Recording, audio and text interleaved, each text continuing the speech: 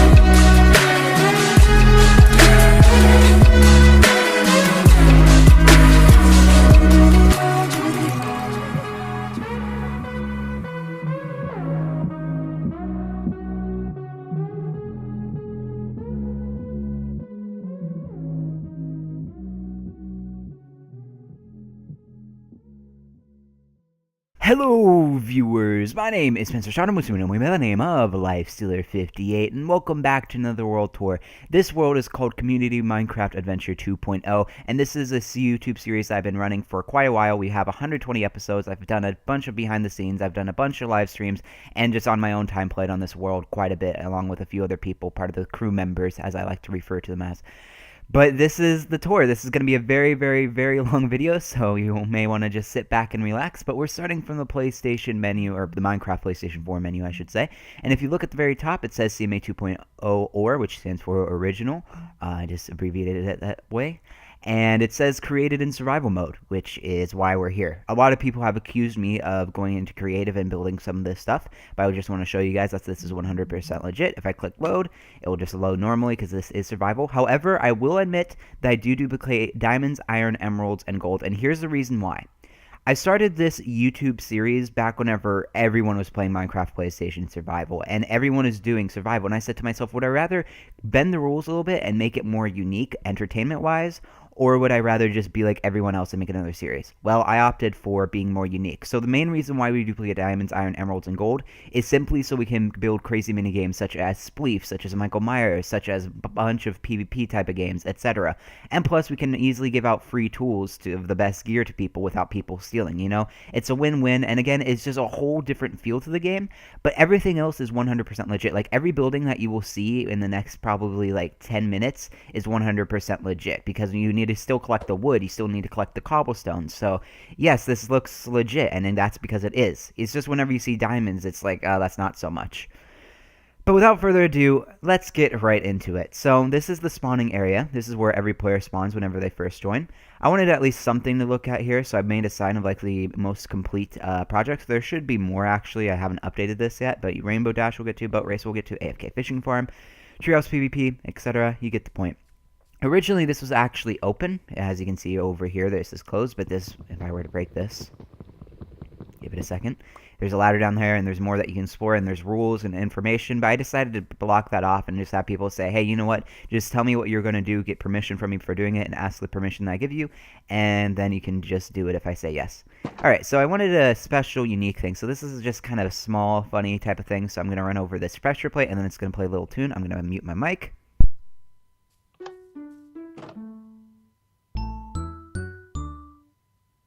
I don't know if it played or not because I had my game audio off. So let's do that again. Sorry about this. Wait, is my audio not recording? Alright, apparently technical difficulties. So apparently it's still picking up audio, but for whatever reason, I'm getting absolutely no audio on my end. So I have no idea what you guys are hearing right now. So it's going to make the note block things a bit more challenging. But to explain how this works is this is a pressure plate, and underneath here, there's some note blocks with playing the piano noise, and then there's also ones at the end for the last 3 notes for playing a bass drum, I believe it is, or sorry, a bass guitar, and chimes, I believe it is. No, bells. It's bells. Bells and bass guitar and piano combined. So I feel like this is something everyone's heard, but I also feel like this is something no one can really pinpoint what it is unless you're from the country of where it comes from. So this is actually the clock tower Big Ben in the United Kingdom that plays. I believe that's what it's called. I believe that's what it is. At least that's what Schlegel my bagel told me, and I trust him. So yeah. Over here we have a semi-automatic wheat farm, and how this works is, well, first let me explain the signs. This has been a very big struggle. What happens is people just see a lever and think, oh, a lever, let me push it and see what happens. And generally what happens is all the crops get destroyed. And it's not the fact that the crops get destroyed. What bothers me is whenever people destroy the crops and don't replant it.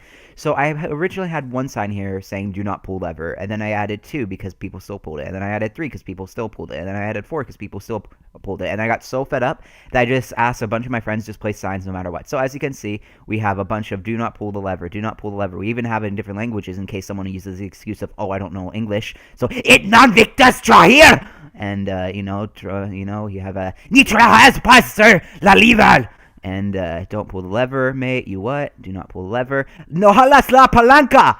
And you have that angry face. And, no halas la palanca! Again, we have to make it clear and make sure we cover all languages. Do not pull lever, do not pull lever, do not touch lever, do not touch lever. Don't pull lever with an arrow pointing at the lever. Even on this side, we have don't touch lever, do not touch lever, don't pull lever.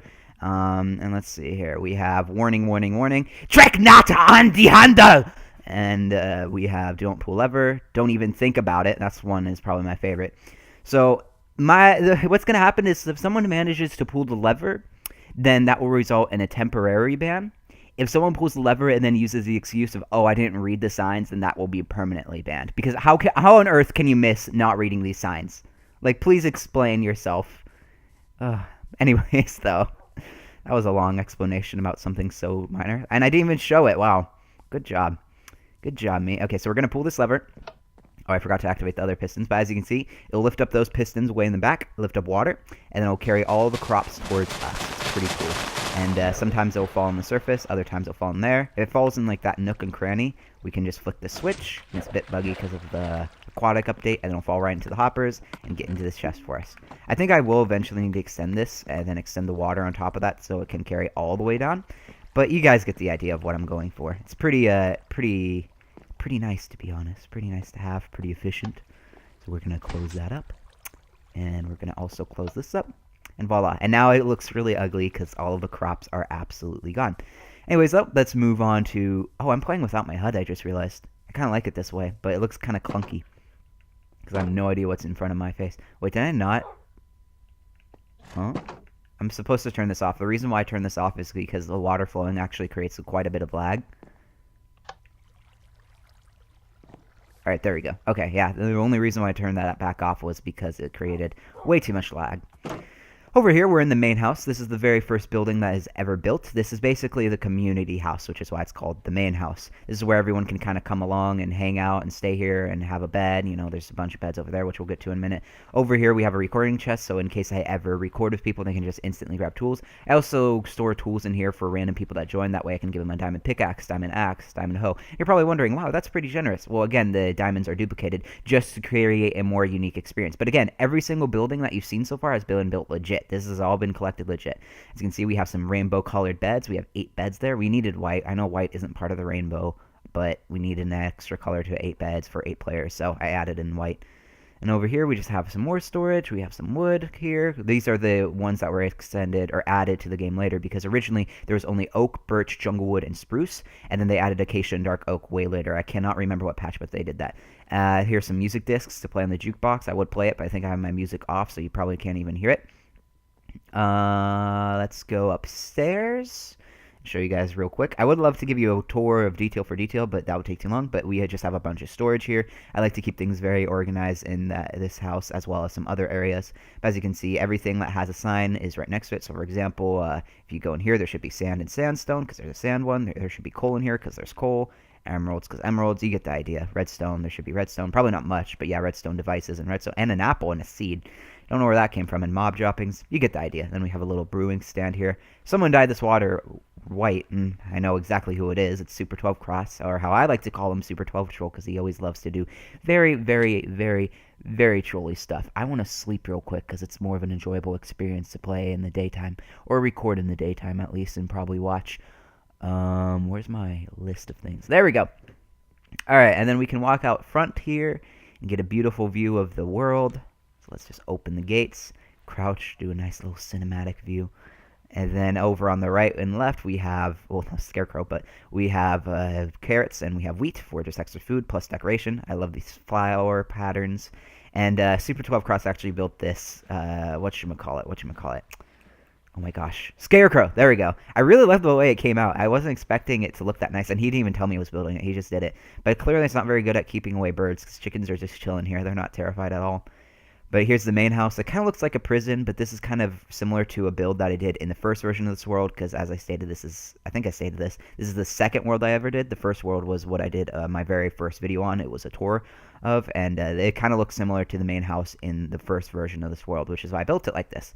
But it's very bright, and you get very good views all around. I love it whenever you get a sunset or sunrise, because you get such good views from up there in the glass. I love how I pointed out, but you can't see my hand because I have my hand turned off. Anyways, I don't have a pickaxe, do I? Unfortunate. Let's go make one real quick. Let's climb in the windows and snatch a pickaxe up real quick.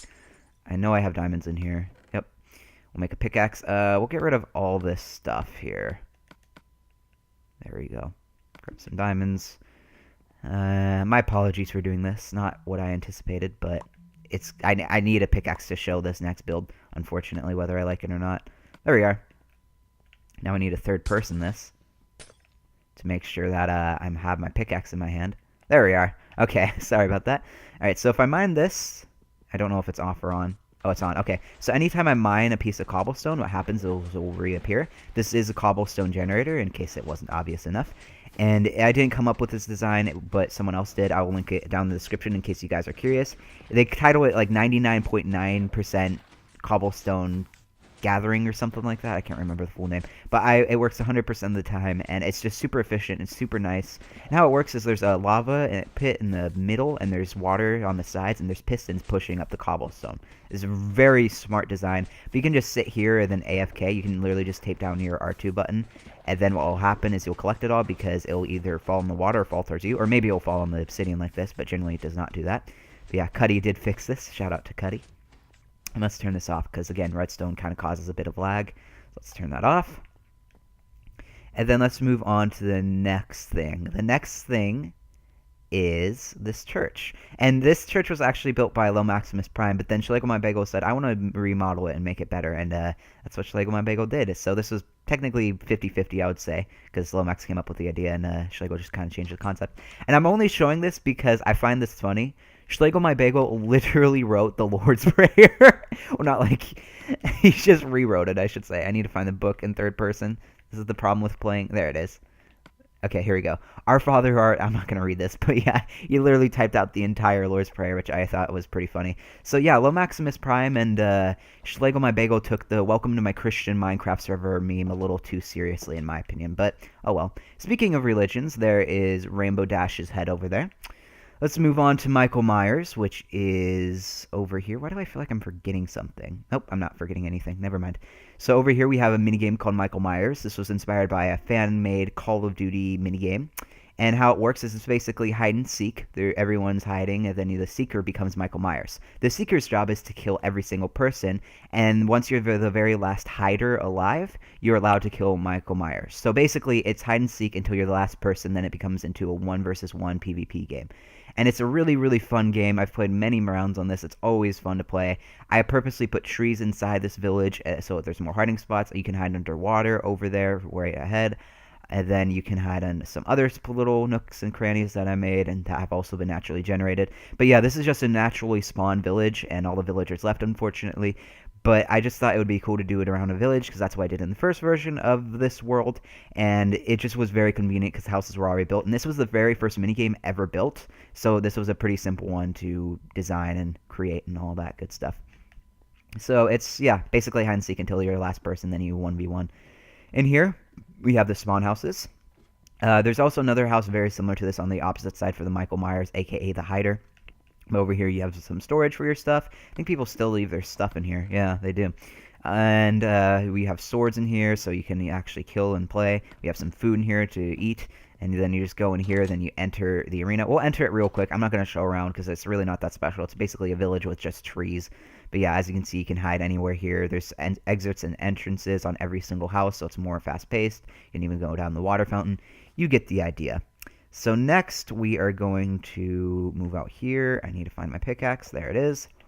I don't recommend breaking your way out, and if you do, I recommend replacing it, but since I'm recording and since I'm not going to be saving this, I'm not going to worry about replacing it because, you know, I have other priorities for you guys. Let's move on to another minigame that I built fairly recently. I think it was 2 episodes ago. I think it was 119? I want to say it was 119 that I built this. Might be 118, episode-wise. But over here, oh, I forgot I still have the sand towers. Let's take this torch real quick. And then, there it is. Okay. And let's have that in my hand. Let's move on over here. But yeah, this is a minigame called Social Awareness. And it's literally exactly how it sounds. It's a socializing type of game. So how it works is, let's say you're all in one of these pods things. So everyone has a pod. This is one of them. There's one on the corner, and then there's one on the north, south, east, west, and one on every corner. And let's say you're having like a conversation, and you say, okay, what's overrated or underrated? And then you say Fortnite. And then if everyone thinks Fortnite is overrated, then you click red, because red is bad, and overrated is generally bad. And then if someone thinks Fortnite is underrated, they can flick this switch, and then you can have a conversation. Because if you have a group of 8 people, for example, and then you ask the question, like, what are your thoughts on chicken wings? Do you like them or do you dislike them? You need to wait for every single person to answer, but everyone can literally answer at the same time with this. So if someone says, I don't like chicken wings, and they're the only one, everyone can look at that person, and then you guys can talk about it. Or maybe you can do another mini game, which I haven't really designed this yet, but maybe one day, is that you can have a player come up with a question like, what's your favorite movie? And then someone, or everyone, I should say, can write down their favorite movie, and the person being selected to guess needs to look at these, and let's say someone has, I don't know, Avengers Infinity War, then they need to go along and say, oh, I think Super 12 Cross's favorite movie is Avengers Infinity War. And if Super 12 Cross is over here playing and he says that's correct, he pulls out the green lever, and then the other person says, hey, you got it, you got a point. And then if they're wrong, then you just flick the red one. So it's a lot more of a socializing game. This is by far the most relaxing game. I don't even really know if you can call it a game, but I'm going to call it a game. This is the most relaxing thing to do in this world, in my opinion. And the next stop will be King of the Ladder. I still have my torch out, right? I don't know. We're going to see. I added these sand towers, or Super 12 Cross added these because for a cinematic thing for in the future, I'm just going to add torches underneath there so we can get rid of it so it looks a bit nicer. We're going to have to do that quite a bit in this world, but oh well. Did I pick it up? I did. Okay, I want to make sure it's always in my hotbar. And over here we have another mini game. This is called King of the Ladder. The whole point of this game is to climb to the top and be the first one up there. And then it's a 4-player game. As you can see by the beds, there's 4 players. So there's 2 chests for storage, which is right here and right here. And there's bows and arrows. So you can actually just sit down here and shoot people off. But as you can see, that's the top of it. This nice thing about this game is you can actually extend it and make it 10 times as high as you want. Well, not 10 times because there's a height limit. But you can make it a lot higher if you want the game to last longer, which is really fun. This game is also pretty fun, pretty fast-paced, pretty intense. It can be very infuriating getting to the top and then someone just shooting you off and you falling all the way down. But yeah, you can punch people off. Very fun, fast-paced game. Probably up there for one of my favorites. And I really like the design. I designed this, but I think I like it because no one really uses lily pads like pathways. And that's what I did. Pretty proud of it, to be honest. What next? What next? What next? I guess we'll go over here, then we'll go back that way. We'll do that. It will be kind of an awkward pathing, but we're going to stick with it. So over here we have just a more efficient way of getting tall trees. So what happens with tall trees, aka dark oak and tall jungle trees, is they actually drop less saplings than regular trees, such as the smaller ones. Like these trees over here, the individual ones, drop way more saplings than probably a big tree like this. And I don't like sitting around waiting for saplings, just like most other people probably don't. So what I decided to do was I created a... let's use carrots as an example. I created this so anytime a sapling falls, it'll go through the water. The stream will carry it down to this water section and then put it in this hopper. So this hopper is probably full with a bunch of junk. Yes, it is. But as you can see, let's pretend that these carrots that I'm about to throw are saplings. If I were to just drop a few, they would slide right down in the water, and then all of a sudden they would slide back down, hop in the hopper. And obviously it's not going to hop in the hopper because it's full, but if I were to move this, there you go. You can tell it's moved in there. So it's just a very efficient way of 100% getting your saplings, and you don't lose anything from it. It's very annoying to build, but it's very nice to have, and not very fun to mine, to be honest. But again, sapling-wise, it is necessary. So many animals spawn over here because there's an animal limit per section of the map, and we have no, like, animals saved, I guess, quote-unquote saved. And we're going to move on to this area, which will be a mob grinder once we get there. I think we're going to have to sleep soon. I really don't like... I need to stop sprint jumping, too, because visually it's kind of annoying, I know. Sorry, it's force habit. I'm probably going to have to sprint jump constantly because sprint jumping actually makes you faster. But since this is more of a cinematic type of thing, I want to be kind of cautious of how much I sprint jump because it's a lot easier to see what's going on doing this compared to this, and then this, and then this, you know? So this is actually an underground railway system because we have underground railways leading to every single individual project, almost every single project. But right here we have a mob grinder. So how this works is skeletons will go through this machine and then go around, then drop down. And in here we have this skeleton killer type of thing, as I like to call it. And this is where you can get unlimited XP and then store stuff. So how it works is skeletons will fall here. Obviously, you're not going to see any because we're playing on peaceful. But you can just mine them once with your 2 fist punches. And then you'll get the droppings from it. And then it'll hop into the hoppers. And then you can also store stuff if people feel like being more organized. Yeah, so here's bows. Here's some bones and all. We also have another portal just because. And over here, once you get enough levels, you can use the enchantment table. Down here will lead you to a mine shaft, which we're not going to go. And this is also another way to the underground railway system, so you don't need to go all the way to the surface. We have a jukebox. If you come in here, you can see the skeletons actually carry up through the current. The current is existing because there's soul sand underneath. And soul sand and magma cubes, I believe they're called. What happens is if you place them underneath a stream of water, it will just instantly lift you up, which causes the skeleton to go up, then fall down because we have water pushing it down, and then it'll take like 20 damage, which is why you can 2-punch them with your fist. I think I brought a bed. I did. Cool. Okay, so we're going to need this. I'm going to need... You know what? No, I don't want to play with a hand. I've already done this entire video without it, but I know visually for me it would be so much easier. Alright, let's sleep. And then we should have closed the trapdoor. Okay, remove... Oh, I must have my shovel on my hotbar right now. Over here we have another sand tower, which I don't like, but we're going to leave that there. But this is a minigame that is a boat race. I'm sprint jumping again. This is a boat race. There's a checkerboard finish line. Anytime that there's a race of some sort, I always do a checkerboard finish line just so it's very obvious to people that, oh, this is a racing type of thing. But this is a boat race. And what I love about this is you go around the entire map. So let me pull out the map actually here. There it is. So you can actually go around literally the entire map. There's like a little square area here. If you look at my icon where it's pointing, there's basically like a square. So you go around the entire map for this race. And what's cool is you get to see the buildings all around the map. So it's really fun to play. And you just flick this lever, and then it'll pull that down, and then the boats go. Obviously, you need some players. I'm going to take one of these boats because I kind of want one and need one.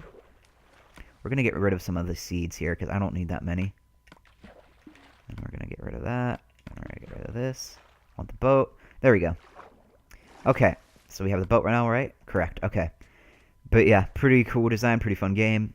And it's a very long game, though, because what happens is... Why is this even like this? What happens is it's such a long race going around that it takes probably like 15 minutes to go through, which is why I'm not going to play it, because that would take too long.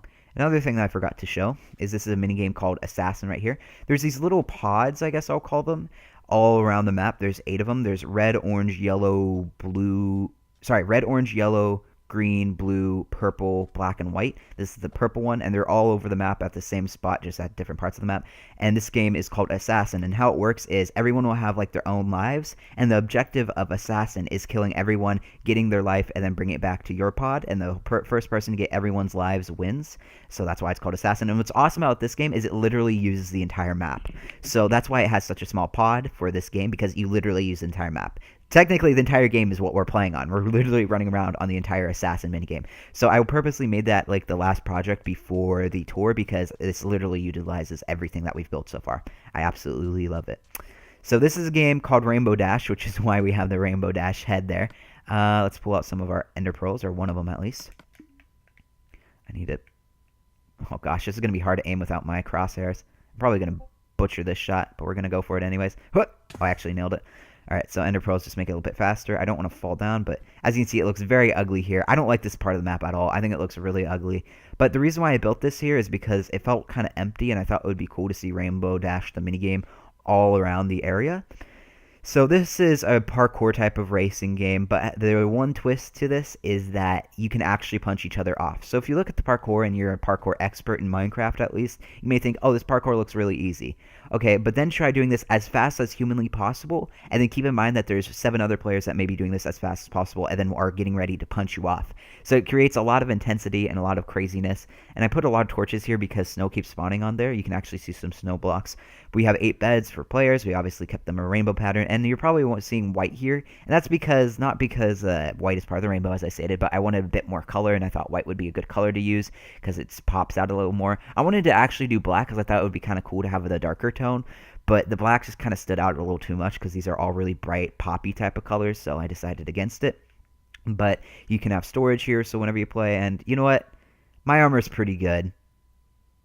Let's play it. Let's play it real quick. I'm not going to try it really hard. I don't really care if I fall, but let's just try it since we're here. I think I'll survive the fall. If I don't, I'll be pretty shocked because my armor is absolutely ridiculous. So I'm just going to go as fast as I can. I won't stop.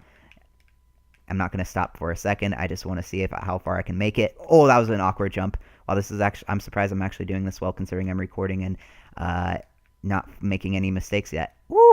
So yeah, maybe I'm making this look easy, but it's because I'm a parkour pro. No, just kidding. But why am I doing this so well? If I make it to the end, I will be absolutely amazed, but I purposely made the end kind of awkward to play. And visually, the snow makes it look weird, but the snow actually doesn't add any physical height, I guess I'll say. Okay. Wow, I'm actually really close. My heart's racing. Even whenever I play this game as an example where I don't care if I fall and die, I feel like I need to still try hard. I feel like I could be going a bit faster, but now since I'm actually so close, I'm actually tryharding a bit more. Watch me fail this last jump.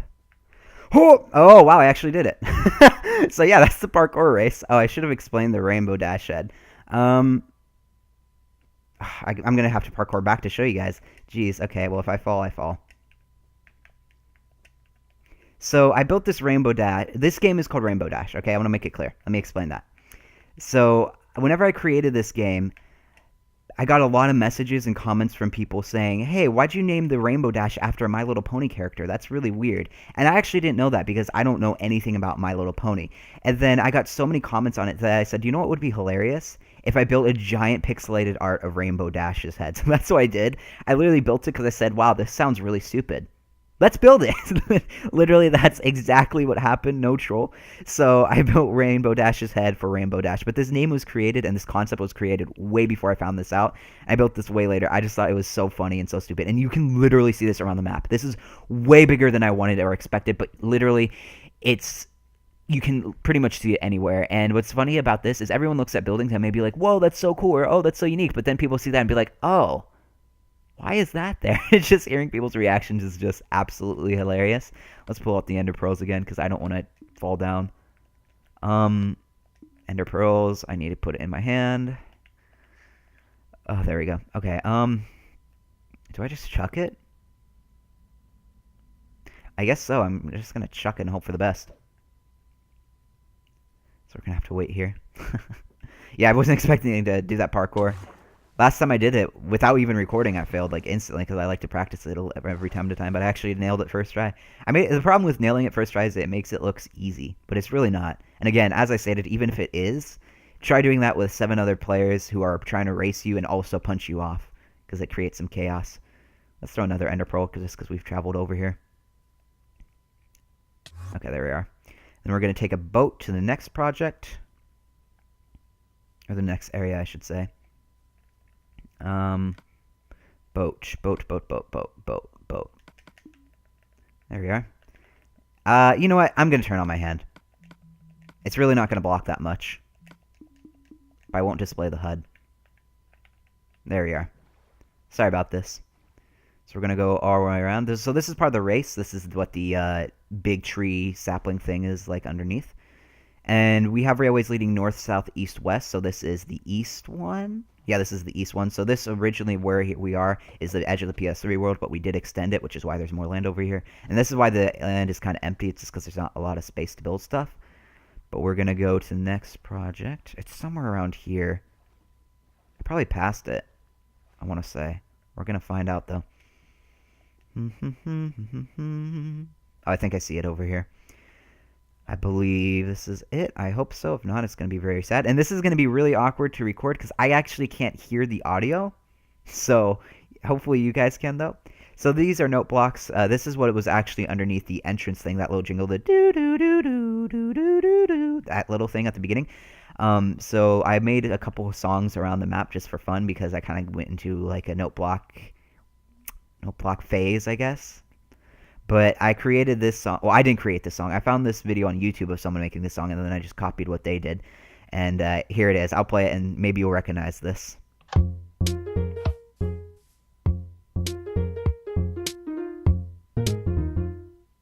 Okay, I think it's done playing. I can't hear it as I stated. But in case you didn't hear that or you don't recognize that, that's actually the Fortnite default dance song. So I saw this appear in my recommended, and it sounded really cool.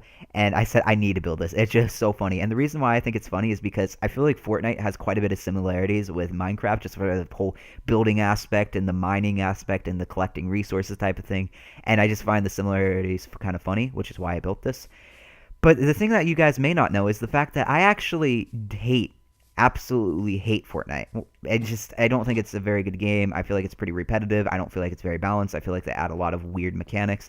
It's a creative game, I will give it that. But I don't like Fortnite at all. I actually made an entire video on why I hate the game. But I wanted to create a song that kind of represented my feelings about Fortnite. I wanted to make a song that made me feel kind of, blue.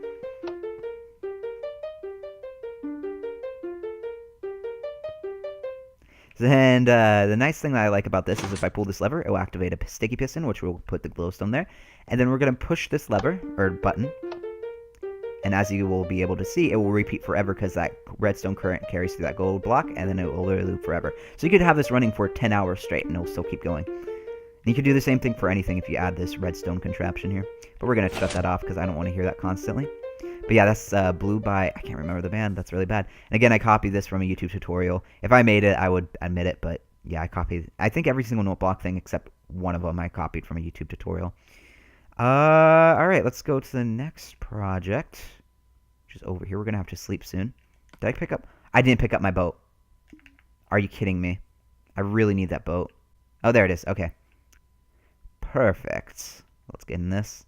It's going to be kind of dark heading to this area, but we'll sleep once we get to the next project. Yeah, again, this is part of the boat race. Everyone can do this way, or you can go the opposite way too. It doesn't matter which way you go. Oh, look, a dolphin just jumped. Hi, dolphin. And you can see some fishies there. Here's another pod for the assassin. This is the blue one. Yeah, this is the blue one. It looks kind of purplish right now to me, though. But yeah, this is blue. Everyone has their own colors and all. Over here we have a savanna biome, also a little bit of a plain biome. I absolutely hate savanna biomes, and the reason why is because 1, the trees are very awkward to mine. 2, there's not very many trees, so you can't get a lot of wood. 3, it just looks like dead grass. And 4, there's just nothing interesting about it. It's super just boring and just ugly. I hate savanna biomes. But I had the savanna section here, and I said, I want to build at least something here. I don't want this to be completely ignored. Let's sleep real quick. So I created this minigame that we're right next to. Whoa, did those sheep just randomly spawn in front of us? Huh, I'm surprised animals are still spawning here considering there's animals over here. That's funny. But this is a game called Mastermind. This is inspired by a board game. And how it works is it's a code-breaking game. So one person creates a code. So the code may be black, red, yellow, green. And the person on the opposite side has 10 chances to guess with the code. So let's say you guess one color correctly on the code on the other side. And then the person will say, who's the code master, quote-unquote, can say, oh, you have one color correct, and then they need to guess again. And then the objective for the guesser or the code breaker is to guess the code correctly. The objective for the person creating the code is have them guess incorrectly on all 10 chances. So the code breaker wins if they guess the code. The code master, as I like to refer to them as, wins if the person does not break the code. And that's the whole game. It's a pretty relaxing game as well. It's a 2-player game. I like to keep a good balance of between, oh my gosh, what the heck is happening type of games to, oh, this is kind of relaxing and chilled out type of thing. And over here we have an animal farm just because I wanted something a bit more on this island type of area. So we have a bunch of sheep. I love wool because wool helps a lot with building stuff and beds and stuff. That's also a pyramid to store all of our supplies, but I'm not going to go over there because it's really not that special. You can pretty much see the entire design. I just wanted something mini. Look at that sheep dancing. You go, sheep.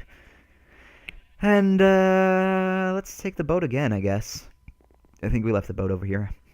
Gotta stop sprint jumping. I seriously need to stop that. Where's the boat? Where's the boat? Where's the boat? There it is. Look at all the octopi. I believe that's what they're called. If you have more than one octopus, I believe it's called octopi. Who knows? The one guy in the comments knows, and he'll bash my head in for it. How did you not know that was called octopi? I love comments, YouTube comments sometimes. They're the joy of my life. Alright, so here we are at 100% legit building. I'm kidding. Again, I wanted just a couple buildings were just extreme builds. So this is literally made out of nothing but diamond blocks. And this is a minigame called Spleef. And I have no idea who created Spleef. I feel like Spleef is one of those games that everyone knows about, but no one knows who designed it. And as a side note, this is a mob grinder. I'm not going to go down there and show you guys because I showed one in the desert. It's pretty similar. But yeah, Spleef is one of those games that everyone has heard of, but no one knows who originated it. And I just wanted something really ridiculous because I thought the diamond blocks matched nicely with the snow. And why do the diamond blocks look so, like, freakishly bright? Did they modify it? Like, the diamond blocks look almost fake. They look too shiny. I don't know. They look bugged out. This is really weird. Because the diamond blocks have never looked like this. Usually they're a lot darker. They're not like blinding bright, but maybe it's a bug right now. Maybe the newest patch updated the blocks and I'm not aware of it. Over here we have a place to get unlimited snow. I don't have a shovel, but this is where we gather all of our snow for Spleef because it's underneath a snow golem. And this snow golem, hey, what's up? He's looking right at me like, what are you doing, man? But this is where you get infinite snow because every time a snow golem stands on a block, it'll create more snow. Pretty nifty feature, and we have some more snow in there and in here as well if we ever want to extend it. But let's go to the top of this. On the inside, we have some storage and where you can get shovels and all. In here, this is the bottom layer. And generally, whenever people have the bottom layer, they put lava. But I don't want people burning and dying and losing their stuff, so I purposely made it just a cobblestone layer and said, hey, once you hit the cobblestone layer, you're out, you're dead, you're done. So that's why we have that there. And then over here, we have some shovels and stuff. If we go to the second story, we have beds. And if you go to the third story, we have storage. And if you go to the fourth story, you can just watch here. Or no, this is the 5th story technically. But yeah, this is the whole Spleef arena, and there's 3 layers here. So you can just sit here and spectate after you're out of the game. And you can go around the entire thing, which is why I designed it like this. This is a pretty big Spleef arena. And the snow took forever to get, but, well, not forever because it was pretty efficient with the snow golems, but a lot longer than people would probably expect. But yeah, here's the 2nd layer. This was the 3rd layer above us. Down here is the 1st layer, and then down here is the dead zone, or the end zone. So yeah, there's Spleef. Let's open this up. Why can't I open it up? There we are. Jeez, struggled a bit. Let's show the 3rd layer, just because you can actually get on the surface a bit more, so you can get a bit more of a feel. Nope, that's not it. Right here. So, and I also put this iron block here in case I want to put another snow layer. Everyone knows that this is where I will be. I didn't mean to actually open up my inventory here. But yeah, as I said, it's 2nd story, and all this gets... What's this sign? Irrelevant. Who put this here? I feel like this is a super dope cross. He must be referencing my YouTube channel or something here. But okay, apparently this game maybe is irrelevant, or my YouTube channel, or maybe me. Who knows? Irrelevant can mean a lot of things. But I have no idea that the sign was there. I was just trying to show the layering. Okay, there's another thing that leads you to the underground railway system. And let's go to this next mini game called Bed Wars. And this is going to take a long time to travel up. But I better pull out the ender pearls. Oh, I have some in my inventory. And now that I can actually see my inventory, it'll make it pretty easy. Let's just ender pearl here real quick. There we are. So the objective of this game is there's 2 bases. There's a purple one and an orange one. You can see the purple one way over there. And the whole objective of the game is to go across your base, build across from your base to the enemies, and destroy their beds, hence the name Bed Wars. So again, these things are built the exact same way. It's the mirror image. They were built the exact same distance. They were built the exact same chest-wise. Everything about them is the exact same. The only difference is one of them is orange, one of them is purple. And it's a team-based game, and again, as I stated, everyone's given a chest full of cobblestone and a chest full of swords. Your objective is to build across and kill the enemies, and also kill their enemies' beds. Once their beds are destroyed, you need to kill the enemies so they no longer spawn here, and they're out of the game. Very fun game. And this is probably the one that fluctuates the most in time. Sometimes you can have rounds that are like 5 minutes long. Sometimes you have rounds that are 30 minutes long. I think the longest game I've ever played of this was 25 minutes. So it's really fun if you have 4 versus 4, and you also have everyone that's pretty good at PvP and just good at Minecraft in general. It's a really fun game. If you have people who are kind of more new to the game, it's a little rough to play, but it's still pretty fun. Finally, we're up here.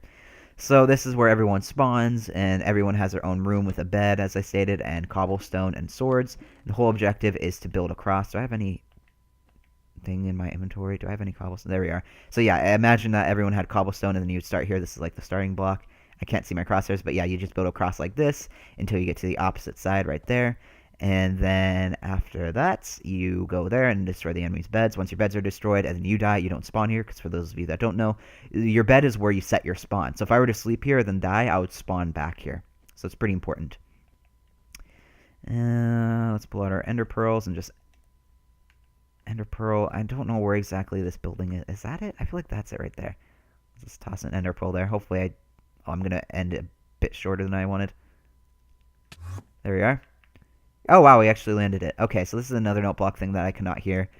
So let's just click the button, and maybe you'll recognize this tone. I'll play it one more time because it's really short. Yeah, so I copied this off another YouTuber, but this is the Lost... What's it called? Secret... Oh my gosh, what's it called? I'll put it in the text thing here. It's a Legend of Zelda noise. It's like the mysterious noise or lost noise. I really can't remember. It's something crazy. But it's a Legend of Zelda noise. And even though I've never really played Legend of Zelda and don't really know much about it, just every time I hear this, it feels kind of like nostalgic and familiar. And I feel like a lot of other people do. And I wanted something special in the chest, you know? So I just, as I stated though, I don't really know the Legend of Zelda. And I put something that I thought would be in the Legend of Zelda game. So I just filled it up with a bunch of cocaine. And for those of you wondering, why would cocaine be in Legend of Zelda? Well, have you seen Majora's Mask?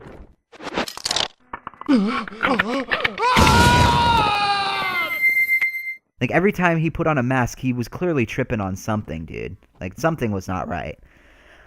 Alright, but moving on to the thing that I like to call the AFK fishing farm, and that's exactly what it is. It no longer works ever since the aquatic update, but I still kept it there because I don't want to destroy it. That's kind of a waste. Oh, real quick, there's a house over there, but real quick, let's show where we keep the storage, because there wasn't enough space to store storage up there, so I created this part in the middle section here where people can store their stuff to play Bed Wars. What's this say? Place first 3 letters of your gamer tag. Oh, yeah. So instead of people doing like their entire gamer tag, they just put their first ones. So this is probably Sexy Cuddy. C, Paint. Yeah, so everyone just did a shorter one. Short name. But yeah, you have a purple arrow for the purple team, and then you have an orange arrow for the orange team. This is what we were just on. And over here we have the AFK fishing farm.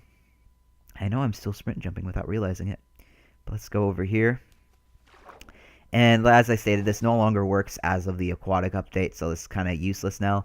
But you stand here with the fishing rod, and then what was supposed to happen is the fishing rod would bob up and down on the water, causing this to trigger. These are tripwires.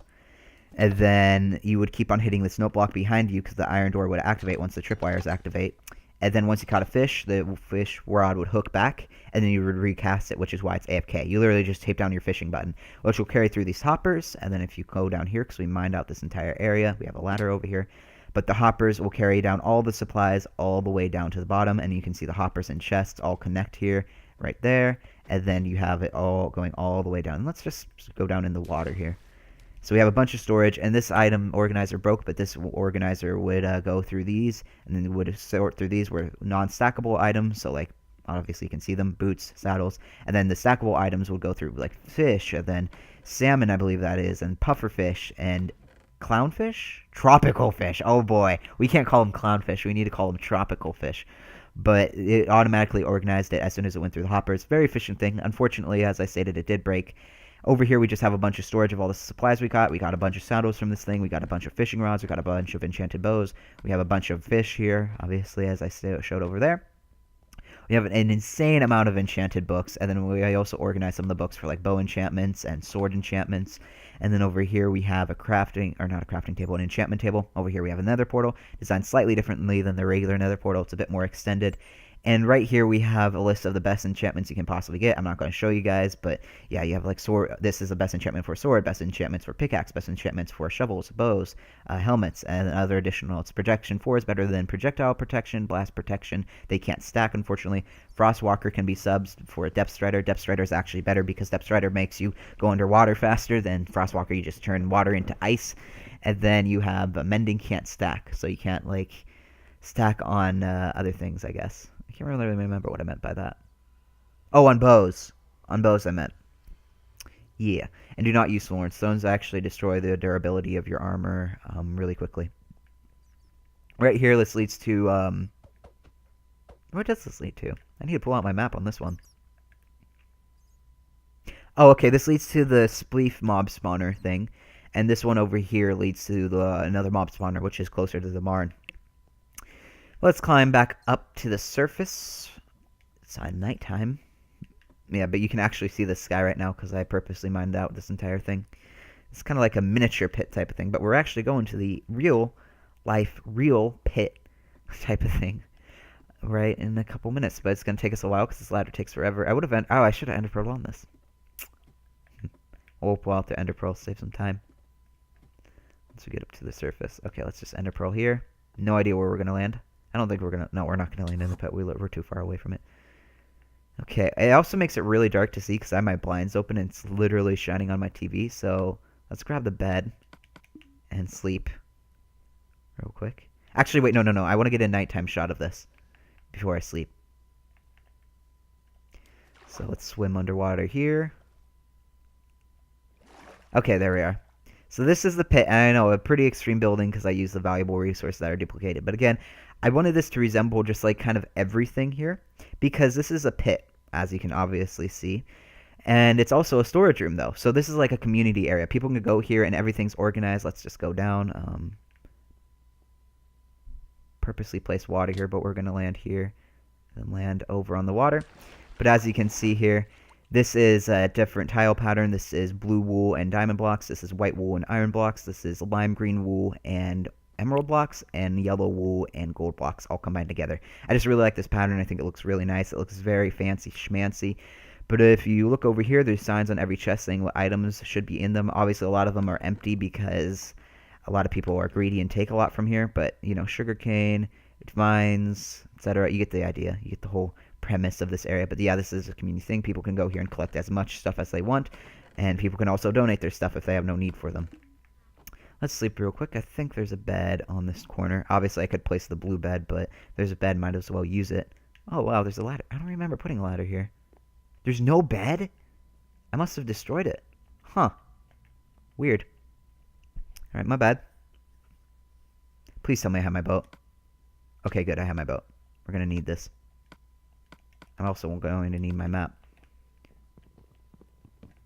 Okay. There we are. See, I don't think this ladder goes all the way to the top. We'll just go this way. I'm sprint jumping. You're going to hear me say that literally 100 times for the rest of this video.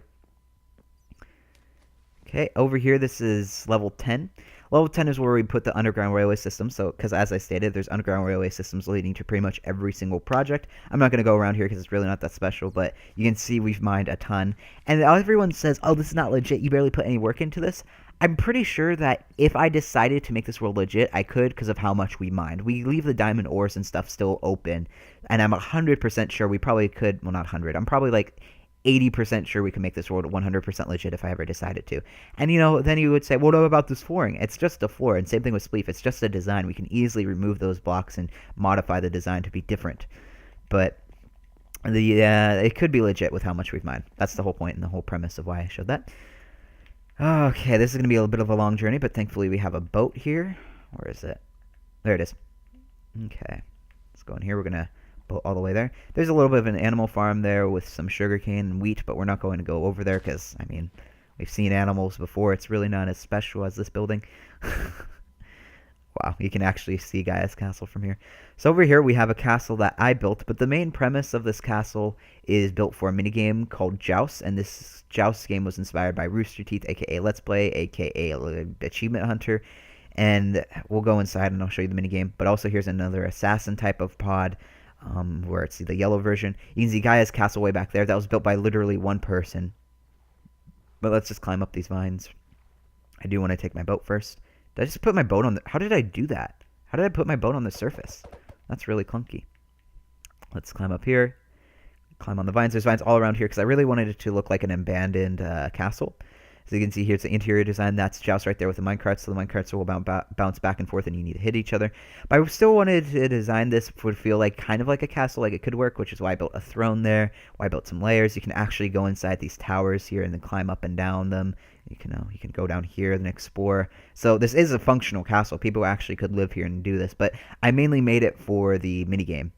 And again, you could have your throne here. I think there's lava underneath here. Yep. You can just sit here and judge everyone playing and be the king of the world. We have some lava pits here just for more lighting, and it looks more evilish, I guess. And we put some iron blocks there just to make it pop out a bit more. And added the flags. Cuddy helped with the flag design, and I wanted to make it look like the flags were waving. And you can't actually have movable blocks unless you use pistons and all, but I didn't want that, and that would create a lot of lag. That'd be really cool if they had created an actual flag, or the banners waved way more, and you could create something similar. But we're going to look at the main attraction, Gaia Legend's castle, and he is one of the best builders I've ever seen.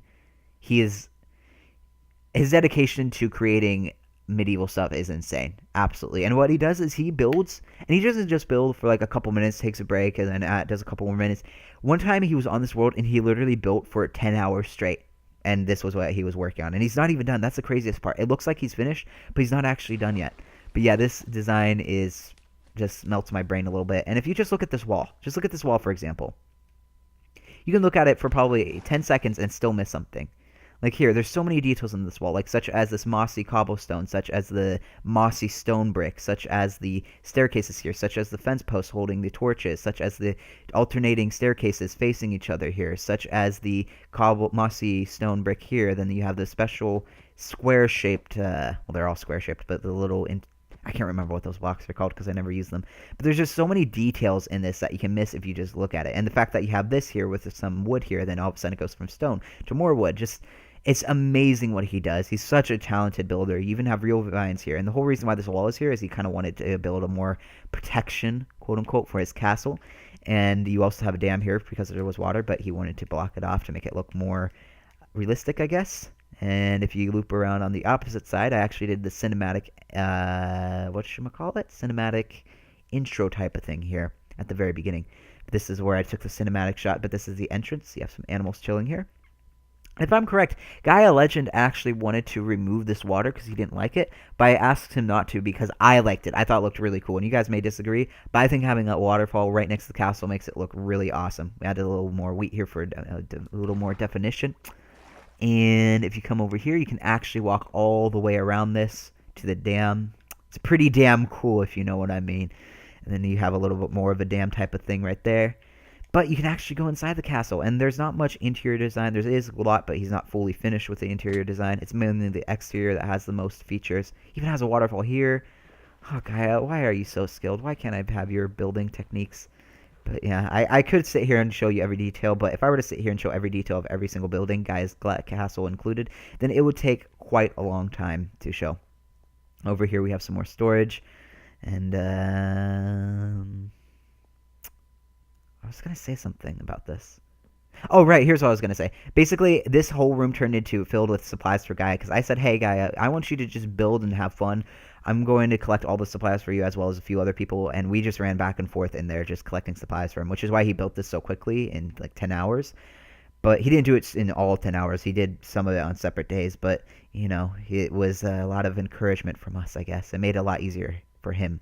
At least that's what I like to think. And his castle is like a maze. And again, there's not a lot of interior detail, but there is still quite a bit. And I'm not going to go through the entire thing. And I don't really know this castle too well. I've only been in it once or twice, I believe. That was really loud. I'm getting Discord notifications. I need to shut down my Discord because it is distracting me. There we go. Sorry about that. Move along here. Up here to the top. And you're back on the surface, and you have even these designs here. And I believe you can go through here, and it takes you to another tower, or does this say take you to a closed-in room? It does, yes. I believe this is where I took another cinematic shot. Yep, right here, and here I did it. And he wanted gold because he wanted it to feel kind of like a rich section. I think he's going to make a prison and like a gold mine type of thing, if I'm correct. I don't know. Oh, this is just a room. I think he'll probably add more details in the future. But yeah, look at this. Oh, such a wonderful view. That wall was built by Little Booger. He claimed that as his territory, then never built anything. So I have a feeling I'm going to have to take down that wall, which is kind of sad to me because I don't want to spend my time destroying a wall. But oh well. Ah, Gaia, you are just such a talented builder. I mean, everyone's a talented builder in this world. I except for me, and I'm not just like patting myself on the back or, you know, I don't want to be that guy. I just don't feel. I feel like I'm really creative with my ideas and concepts, and what I choose to build and whatnot. Even if I copy someone else's idea, I feel like, you know, I still pick interesting games to add. But building wise, I feel like my details are a bit more lackluster than someone like this. But obviously, Gaia is like top tier builder. Let's go over here next. I just don't want to jump all the way down. So this is something called Purple Towers. There's purple towers located all around the map. And then once someone finds all 12 purple towers, I'll put their name on here. If someone manages to find all 12 purple towers without any hints, because this is with hints, then people get their name on here, which is a gold one. So Schlegel My Bago actually managed to find every single tower without hints. So I was very impressed by him, but he did it. And it must have been quite a challenge because I know where every single tower is. But again, I designed it. So it's not that difficult to remember what you've designed. Okay, over here we're going to actually run here. Again, no sprint jumping. And this is a game called Archery. It's extremely simple. You know what? Screw it. We are ender pearling because I don't want to travel all the way. And this is going to be a short explanation and a short tour of the game. So over here it's called Target Practice or Archery. And you have different levels that you can go. For example, this is 20 blocks away from the target. This is 10 blocks, and then it goes all the way back to 100. You have some snowman just chilling here. What's up, snowman? How you doing? He looks pretty happy, so he must be doing well. And then I also added these random logs here because I know it looks ugly, but you can take different shots. Like you can take one here, or you can climb the ladder and do kind of a more of an awkward shot. Like you can crouch here, then take a shot from right here, for example, and try and pretend to do different shots and can improve your accuracy. And over here we also have arrows and bows in here. As you can see, bows and... Oh, didn't mean to throw an ender pearl. And arrows. You can even aim for this if you want to. And then you kind of have a competition to see who can hit the targets. So you can say, I'm going to aim for this one. And then if you hit it, it will light up. And then people need to also aim. So you can play this competitively. Or you can just play this by yourself to practice your archery. So yeah, I purposely added a bunch of targets. It's not just this target you can aim for the center. You can aim for the little things up there. You can aim for that. And there's another assassin pod over there, but, you know, you get the idea. They're all around the map, as I previously stated. Do I have my boat? I do. Okay, good. I think the next project is over here. I'm just going to Ender Pearl again, because I don't want to travel across this water. Oh, that was a good throw. That was a really good throw. I'm going to go around here. I think I'm going in order of the projects. I always feel like whenever I record the tours, I feel like I'm forgetting something. We'll throw one more. Oh, that was way too far, I think. Oh, nope, that was perfect. So we have another note block song here. Let's sleep. It's about to be nighttime. It's not nighttime yet? Really? I just threw another Ender Pearl. Okay, we'll sleep later. But if you guys have ever heard of Axis of Awesome, which is a band, they created this 4-chord song where basically they took a bunch of famous pop songs, and which were 4 chords, and they basically made a whole combination of them all, a whole mashup, if you will. And if you play this note, or if you push this button, it'll play the 4 chords in 4 times.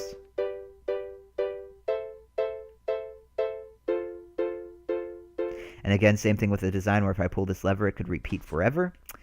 And it's just something funny because you can literally sing every song. There are 3 things I enjoy about life. 1 is putting on my socks and sandals, 2 is singing, and 3 is making people cringe. We're about to do 2 of these just to show you guys how many songs this machine can play. I got my hands up, they're playing my song. You know I'm gonna be okay. Yeah, yeah, yeah, yeah. It's a party in the c.m.a. Hey, soul sister. Hey, that mister.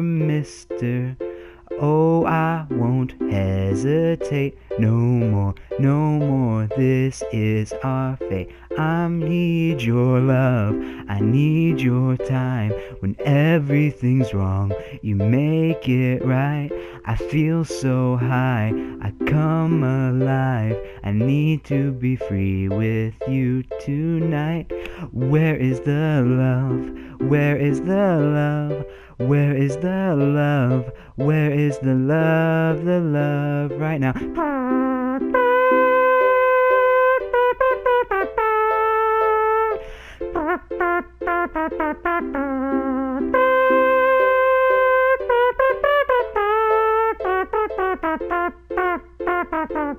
Never mind, I'll find someone like you.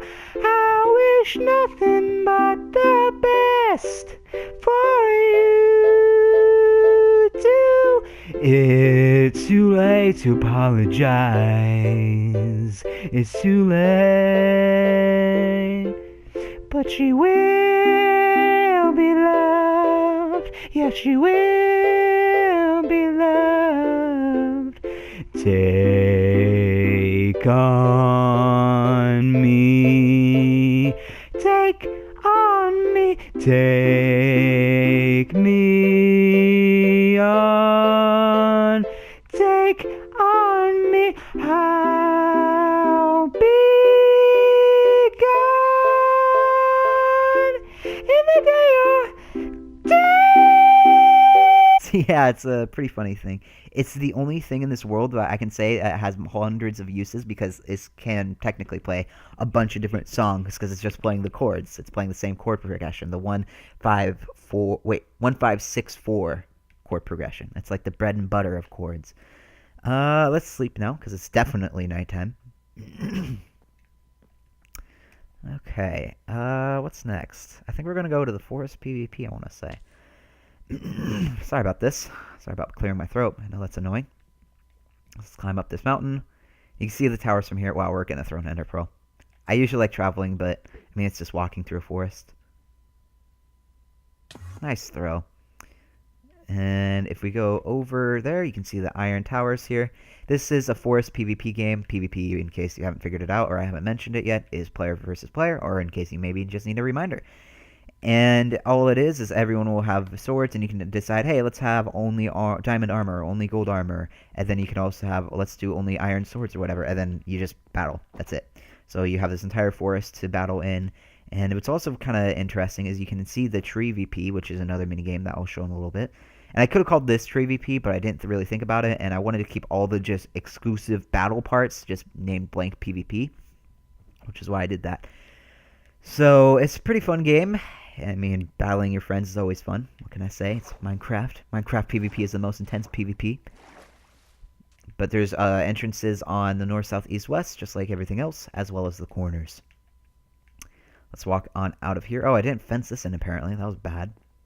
But yeah, you can store your stuff in here, then swords, and then armor. And what's next? I guess we're going to go backtrack a little bit. We're definitely going to use ender pearls to save time here. Okay, and then we're going to go to this village. So, fun fact about this is that originally this entire area that we're walking on was originally just naturally generated stone. However, Super 12 Cross decided to fill up this entire part of stone. Like here, if I were to mine this, stone instantly. It's literally the entire place here.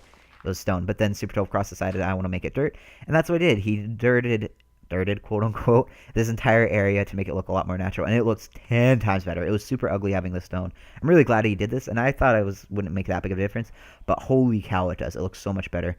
And we actually needed to repopulate the village because all the villagers died. So I took a zombie villager, cured that, took another zombie villager, cured that one, and then I started making them breed. And I decided to actually name the villagers as an Easter egg as reference to the crew members' real names. So, for example, we have Jeremy, we have Colton, we have Ethan, and Ethan. There's two Ethans, and I call one of them Ethan and Ethan just to make it a little more clear. And I named every one of them that. And then Super 12 Cross and Schlegel My Bagel decided to name more. But another funny story about the Easter egg is that it got really weird whenever I named Jeremy and Colton, and they started breeding together. I just didn't factor in that villagers even named will still breed. So, yeah, they got a little more intimate than I expected, but they made a lot more kids, I guess, that are all grown up. But let's see, do any of these have names? There's so many villagers now that some of them aren't named. They made it a little bit of like an Easter egg type of thing where it's not super noticeable. Wow, none of these are named. Oh, wait, it's because I have my HUD off. Maybe that's why. Let's turn on the HUD real quick. Okay, yeah, Security Detail Agent 2. I'm not going to look at everyone's name. Security Detail Agent Spencer, someone named that. I didn't name any of these except the ones with the real name. Oh, so here, let's see. You have Jeremy. This is the one that I named because one of the crew members' name is Jeremy, real life name. Well, I almost never call people by their name. I always call them by their gamer tag because, I don't know, it's just more fun. Barack Hussein Obama.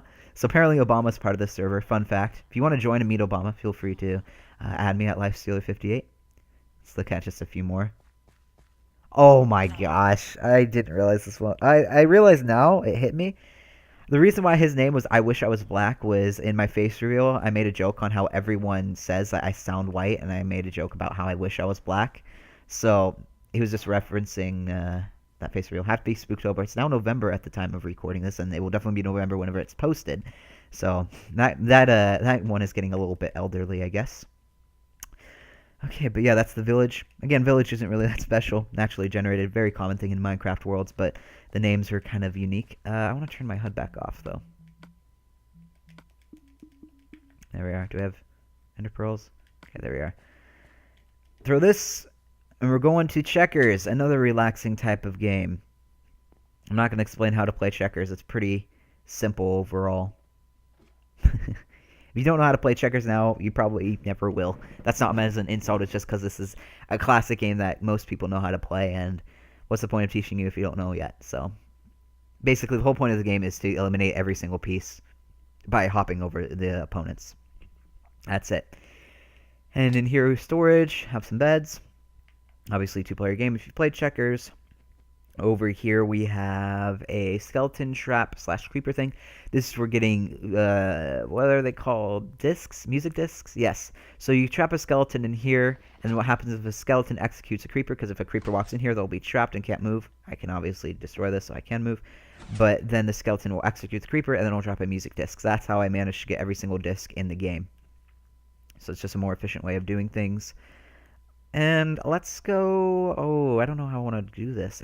It's really hard figuring out what pathway to go because there's so many buildings all around. We're just going to ender pearl multiple times to get there really quickly.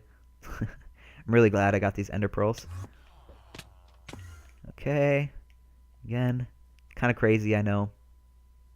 We'll get there eventually. Oh, we're so close. Okay. Oh, if I could throw an ender pearl on top of that base, can you imagine? That's not gonna make it. Dang, that was pretty close though. I wonder if I could nail this shot. If I aim for that tree, I might be able to land on the base. There we go, I did it. Perfect shot. I even landed on vines, took no fall damage. But this is the game that's called Tree VP, and it's basically just a treehouse. But the thing that's cool about this is it's a reference to another world I have called FWF1 and FWF2. It's called Fun with Friends, hence FWF. And it's just a battle game. You PvP each other. However, the difference is that everyone has a certain amount of lives, and also everyone has bow and arrows. And generally, the PvP games is just swords, but this one also has bow and arrows. And there's a bunch of different pathways. Like you can climb up here and snipe. You can go through that building there. You can go on the opposite side. And each one of these houses is actually a different spawn, which is why there's different colors. I like to use colors to indicate different spawns. And I believe actually you can even see, yeah, over here you can see another assassin pod. There's the red one, and you can't really see it, but there's a white one over there somewhere. But every single one of these houses are spawns for players. And I love this design. I've never played this game yet because it's fairly new. This is probably built a couple episodes ago, actually. But I love this design because it's just the reference. It's the Easter egg. It's fun. It's interesting. And it's pretty massive. And it's pretty fun to just explore. And if I decide, you know what, I hate that this is a PvP type of game. I want to make this into a treehouse. Well, guess what? We already have the base platform set up. So I'm not going to walk around the entire treehouse. You know what? Never mind. I will. I take that back. I'm going to just ender pearl down there to save time, though. Good throw. Yeah, so we have a wheat field you can fight in. There's another spawn. And there's that. I'm not going to explore the whole thing. We'll just walk around here, I guess. I'm just doing ender pearls because I don't want this to be a 20-hour video. How long have I been recording so far? An hour already, dang. That's part of the reason why I'm not like spending a lot of time focusing and talking about every detail humanly imaginable. Alright, so over there you can see another game. That's what we're going to next. That's called Ice PvP. It's the same thing as the forest, only difference is that it's an ice pyramid. And you can actually walk on top of it and just kind of get a nice cinematic view. But if you look around here, you can see everything. There's the old ice machine, but ever since the update, it no longer turns into ice. But the thing that makes this super interesting to fight in is the ice makes it slippery. So as you can see, if I were to drop my sword, it slides. And same thing with player. So if I'm running forward and say, oh, I want to move backwards, you kind of have a bit of a delay. It makes it kind of awkward, and then you can get punched in this corner and just get the crap beaten out of you. And I use redstone torches because I still wanted light in here, and it kind of looks kind of festive and Christmassy almost. But the main reason why I use redstone torches is because redstone torches don't melt ice. If I use regular torches, it will instantly melt ice. And yeah, I don't think having a pyramid fall on top of you essentially is the greatest thing on Earth. So that is why we designed it out of redstone. This project is going to take me forever to climb up. Again, there's another assassin thing there. Alright, so we'll do a view of this. I mined out this entire sand just because I wanted to get a lot of sand because we need a lot of glass for most of the projects. As well as I just wanted a completely flat area. And I wasn't planning to build a minigame here, but I really wanted something here so it felt worth coming over here and it wasn't just straight up ugly. At least there was something here. So I decided to build the water battle minigame. And this water battle minigame was built by, or was inspired by someone named Sky Does Minecraft. He did a Let's Play on it. And I don't really watch, well, his name is now Sky Did Minecraft because he quit doing his Minecraft channel, is now doing rap songs. And I know that sounds really trolly. It sounds kind of ridiculous, but it's 100% true. He went from Sky Does Minecraft to now known as Net Nobody. But anyways, whenever his name was Sky Does Minecraft, he played a minigame with some of his friends called Water Battle, and I said, oh, that looks like something simple I could build, so I built it in this world. So it was inspired by him. He didn't create the game, I don't believe, but he did create a Let's Play type of video, which is what inspired it. And this game is so much fun. I feel like I say that for every game, but that's because every game that I build is fun. And that sounds kind of cocky, but it's because I'm very selective with what games I choose. Joust isn't really that fun, to be honest. Joust is probably the least fun. I don't even know if I said Joust is a fun game. I hope I didn't, because that's a complete lie if I did. But sometimes whenever I commentate, my brain just kind of shuts off and I say stuff that I don't even remember saying whenever I edit it. But as you can see, here's the water battle minigame. This is the surface where you can store your stuff and have a bed. And here is where the magic happens. I love this design because it feels kind of, what's the word? Ancient, I guess?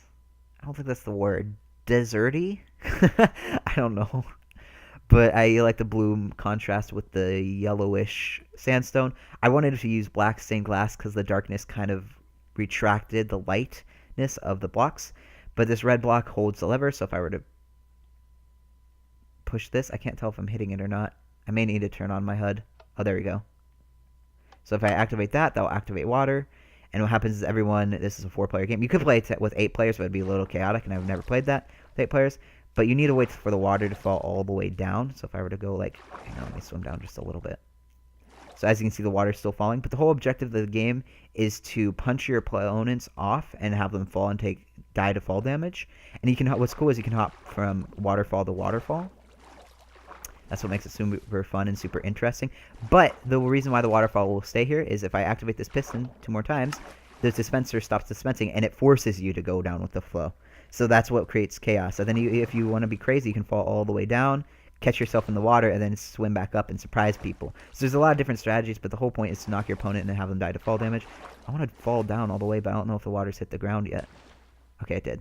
So yeah, you can swim all the way back. Wow, I probably took a lot of fall damage from that, but I have really good armor. But yeah, that's the whole objective of the game. And the water takes forever to fall, which makes the game last for quite some time. But you can get some good air if you get a couple punches in, because they'll fly all the way down here and just straight up splat like a pancake. Okay, and there's another underground railway system, but we're actually going to take this one. Do I have a minecart? I do not. Unfortunate. Hopefully there's minecarts in here. I like to store minecarts. Okay, good, there is. Okay, we'll take one of these. I always like to keep minecarts near the entrances so it makes everyone's lives easier, myself included.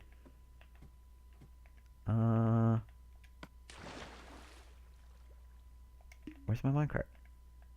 There it is.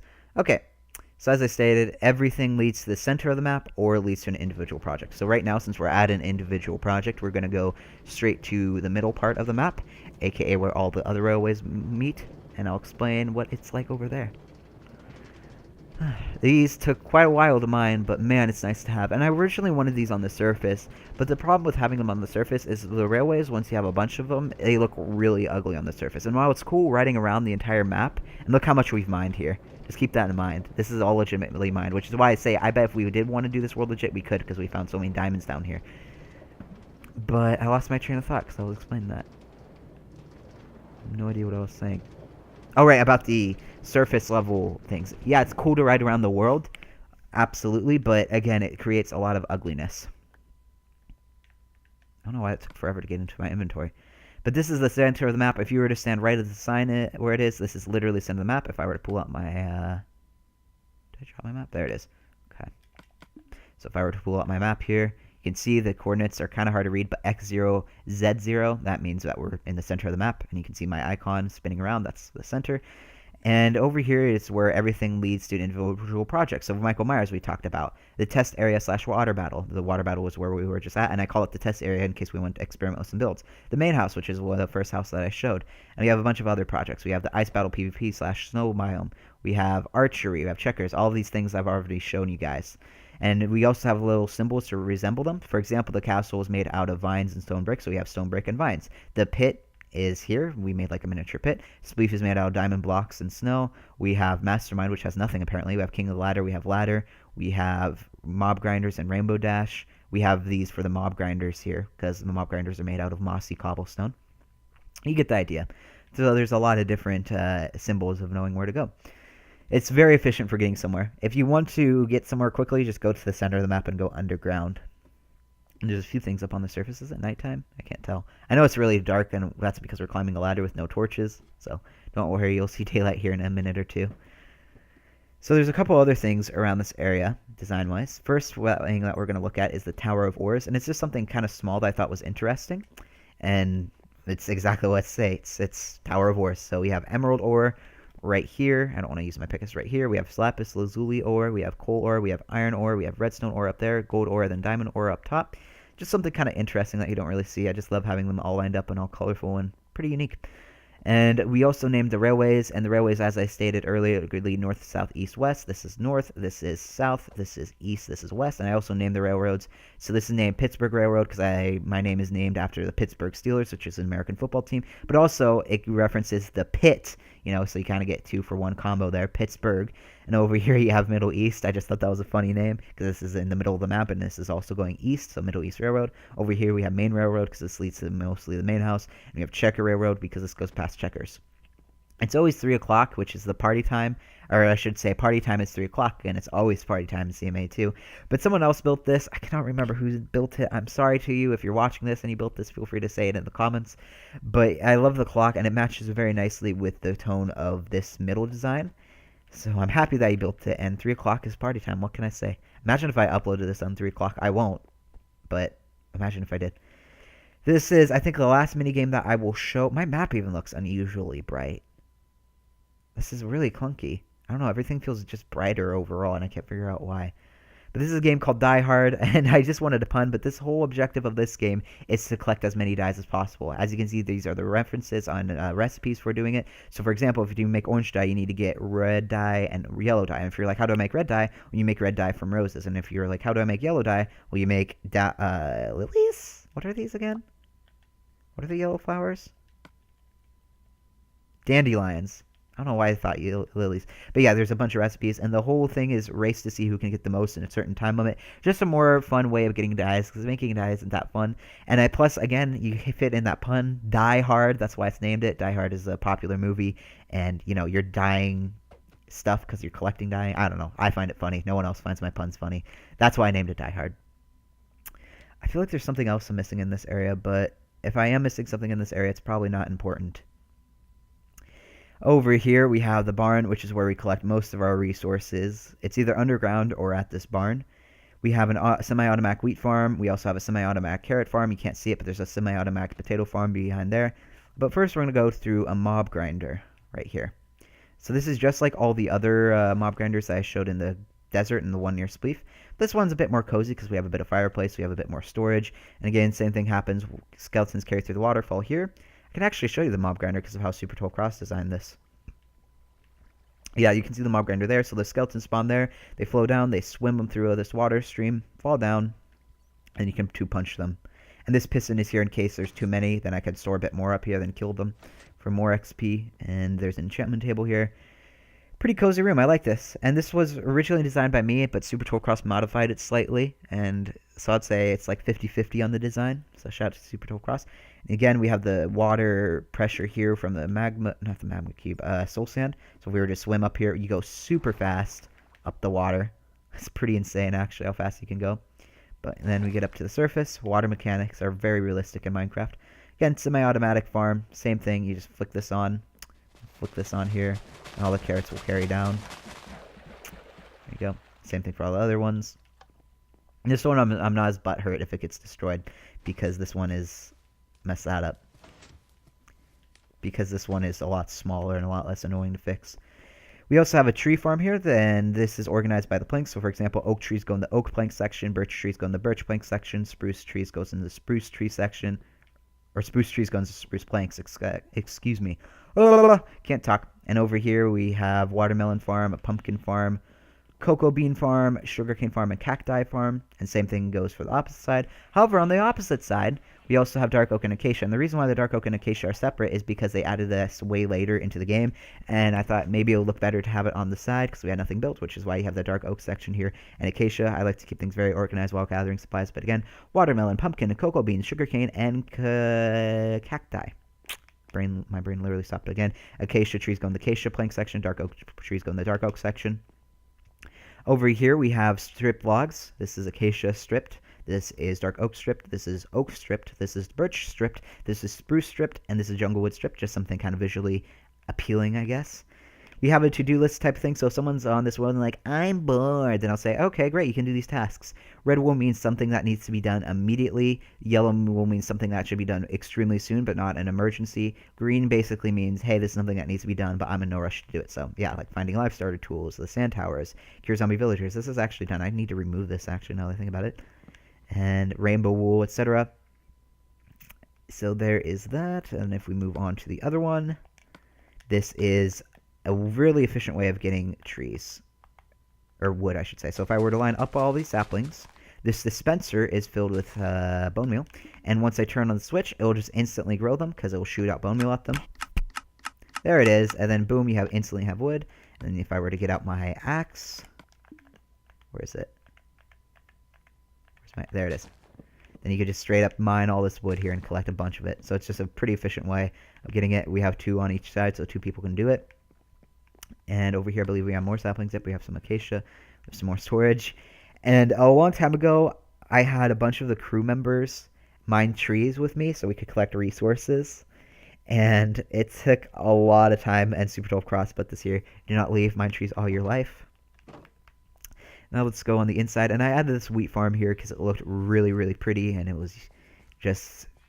We had a lot of seeds, and I said, I don't want to waste this. Plus, this would look really decorative. That's the main reason why I did it.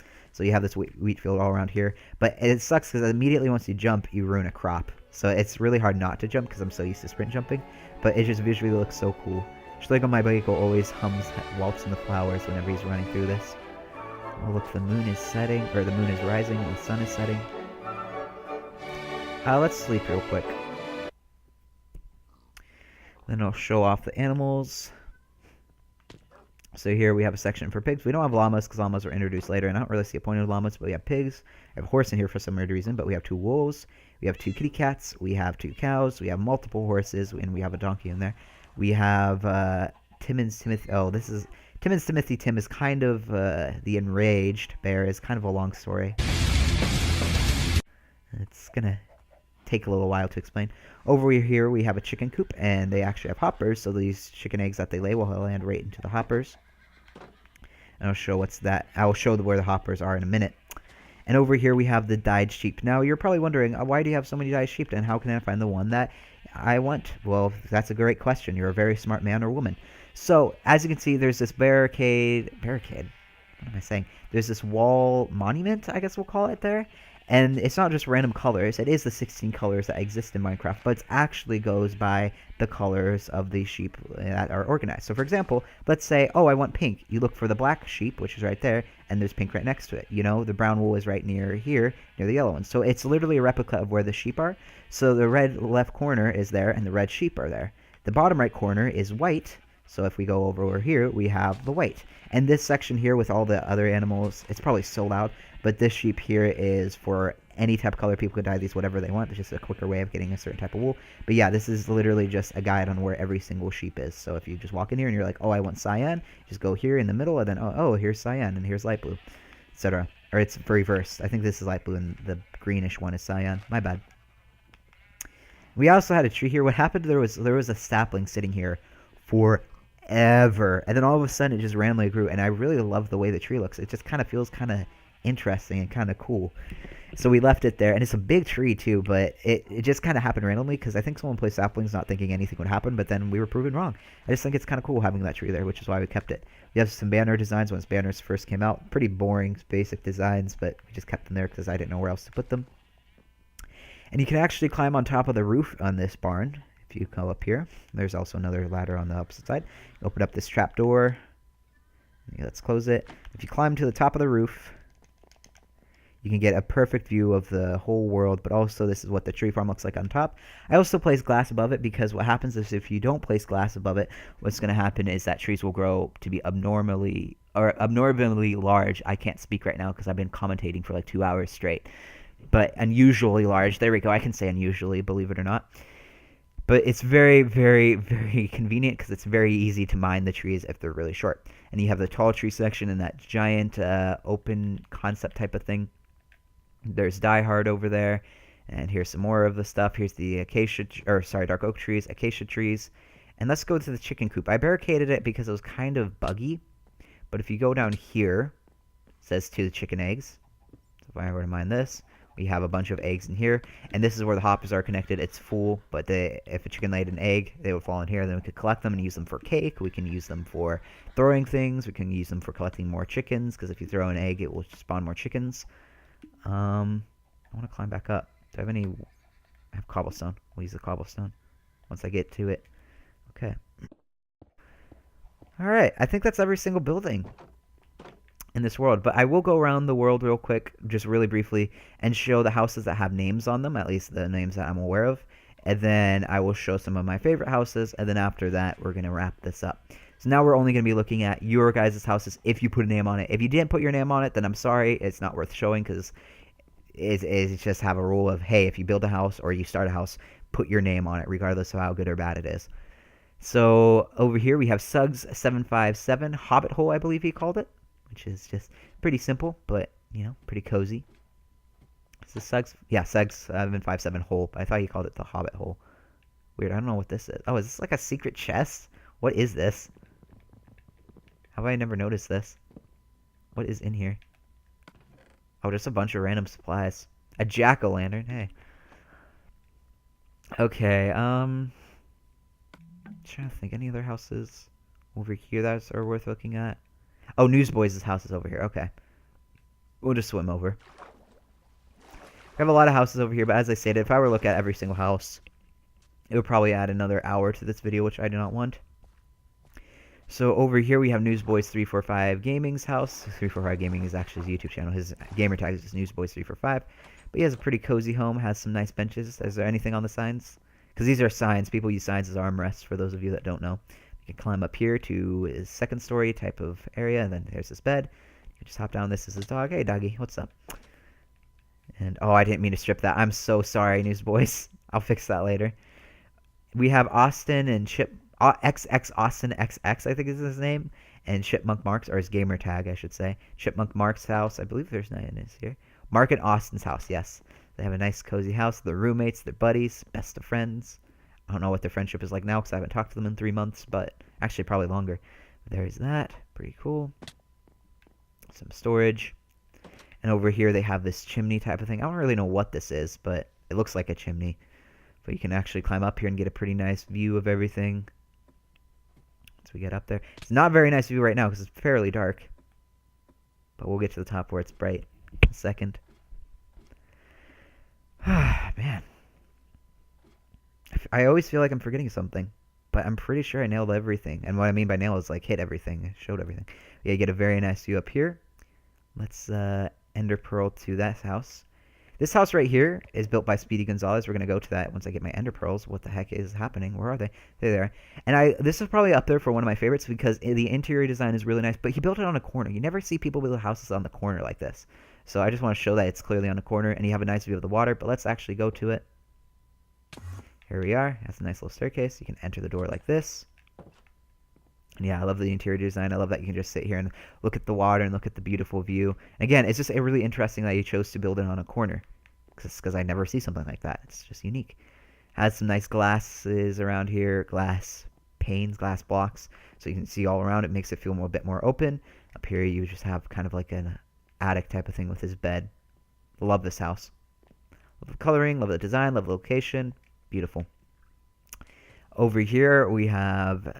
I believe this is DevCon123's house. Yep, I was right. Okay. Pretty cozy design. Lots of torches. Very well lit. It's a pretty lit house, if you know what I mean. And over here we have Raymond's house. This is by far the best building in this world, hands down. Like, I know I complimented Gaia Legend a lot on his build, but no offense, Guy, if you're watching this, you're absolutely garbage compared to this guy. This house was judged 10 out of 10 by me. Just look at this. Look at this design. Look at the intricate... Oh, I ruined the design. I'm a terrible person. But look at how detailed this is. Look how pretty it is. It's just, I never thought about making a house filled with dirt. It's so gorgeous. Wow, it's so beautiful. There's the ugly wheat farm. This doesn't have a sign on it, but I remember exactly who built this house. This was Assured Man's house, a.k.a. Ken Konecki. I think that's his name now. We could go down here, and there's some storage, and he built a giant mining system, which we're not going to go down, but he did build a giant mining system. I just realized I haven't even showed the Nether yet. We'll do that after I'm done with the houses. That will be the last thing, I guess. And I also added some wheat farms here just for more food efficiency and just for decoration. Whose house is this? Tag Gun Gamer 820. Okay, this is Tag Gun Gamer's gamer tag. Man, house, pretty cool design. Over here, I really like this. It's like a simple design, yet it's somewhat intricate.